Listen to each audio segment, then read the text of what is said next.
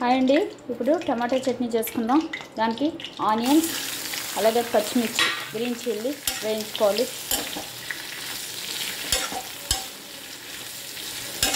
Onions green chilli అండి,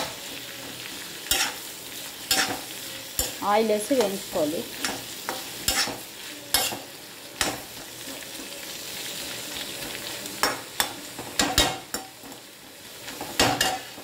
వేగనివ్వాలి సిమ్లో పెట్టి. టమాటో వేసుకోవాలి, వేసుకొని వాటర్ పోసి ఉడకనివ్వాలి. ఇలా వాటర్ పోసి ఉడకనివ్వాలి.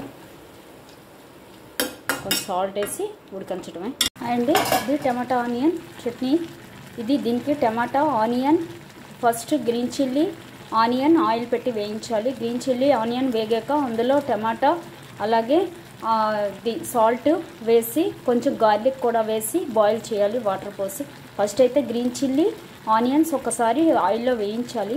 అవి వేగాక అందులో టమాటా అలాగే గార్లిక్ కొంచెం సాల్ట్ వేసి వాటర్ పోసి బాయిల్ చేయాలి ఇలాగా. ఇది ఇప్పుడు బాయిల్ అయిపోయాక లాస్ట్లో కొంచెం కోరియాండర్ లీవ్స్ ఇలా వేసేయాలి. కొమ్మలతో వేసేసినా పర్వాలేదు, కట్ చేసుకుని. ఇది కొమ్మలైనా బాగుంటుంది ఈ చట్నీకి.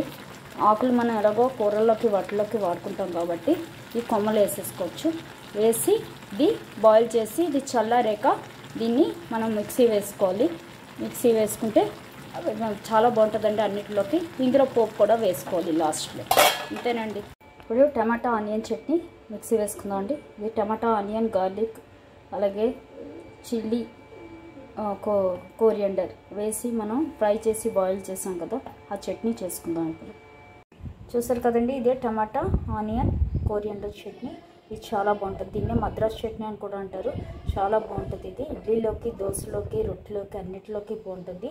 ట్రై చేయండి తప్పకుండా. ఇందులో మనకి ఎప్పుడు కావాలంటే అప్పుడు పోపు వేసుకుంటే బాగుంటుంది. అప్పటికప్పుడే వేసుకుంటే బాగుంటుంది పోపు.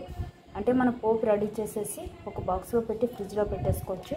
మనకి ఎప్పుడు కావాలంటే అప్పుడు దీని మీద వేసుకుని మనం తినేటప్పుడు దీని మీద వేసుకుని తింటే చాలు. చాలా బాగుంటుందండి ఈ చట్నీ. అన్నిటిలోకి బాగుంటుంది టిఫిన్స్. ట్రై చేయండి.